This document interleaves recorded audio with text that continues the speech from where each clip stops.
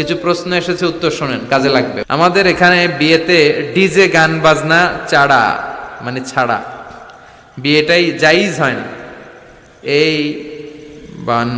বয়ানটা করবেন। আচ্ছা, ডিজে গান লাগায়, ও শেফালি কেন পানে জর্দামে শালি, তোকে দেখে গাই যে আমি রিমিক্স কাওয়ালি।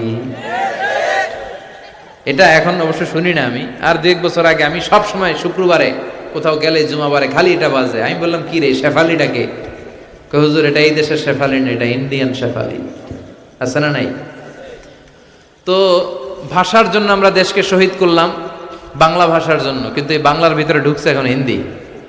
আছে না নাই? না, বিয়েতে আপনি কি করতে পারবেন? উৎসব করতে পারবেন, তবে প্রাপ্তবয়স্ক নারী পুরুষরা নয়, ছোট বাচ্চা ছেলেমেয়েরা নাচ গান করবে। আর একটু বাজনাও বাজাতে পারবেন, তবে এটা দফ দিয়ে। কি দিয়ে? ঢোল দিয়ে নয়, হারমোনিয়াম দিয়ে নয়, গিটার দিয়ে নয়, বাঁশি দিয়ে নয়।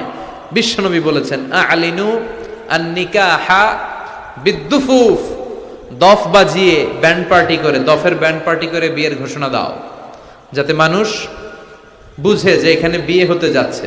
খেয়াল রাখবেন, বিয়ে ছাড়া পতিতালয়ে মানুষ যা করে অবৈধ সম্পর্ক, বিয়ের পর একজন নারী পুরুষের মধ্যে ওই দৈহিক সম্পর্কটাই হয়, একই জিনিস হয়, কিন্তু ওইটা হারাম, এইটা হালাল। ঠিক কিনা? কেন হালাল? কারণ এটা আল্লাহর দেয়া বিধান মোতাবেক হয়েছে।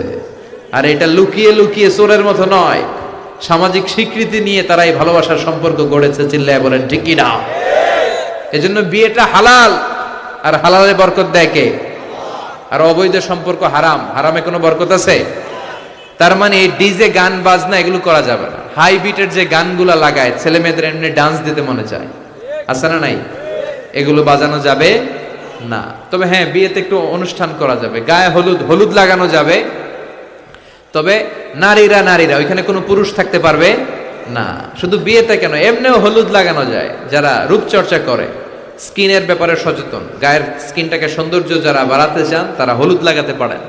বুখারীতে একটা হাদিসে এরকম হলুদের বর্ণনা আছে, আপনি লাগাতে পারেন। তবে ওইখানে কোনো পুরুষ যেতে পারবে গায়ে হলুদের অনুষ্ঠানে? না। পুরুষরা বসে ওখানে খাবে, নারীদেরটা নারীরা। ওখানে নারী পুরুষের সংমিশ্রণ হলে তৃতীয় পক্ষ চলে আসে, সেটার নাম শয়তান। চিল্লায় কর ঠিক কিনা?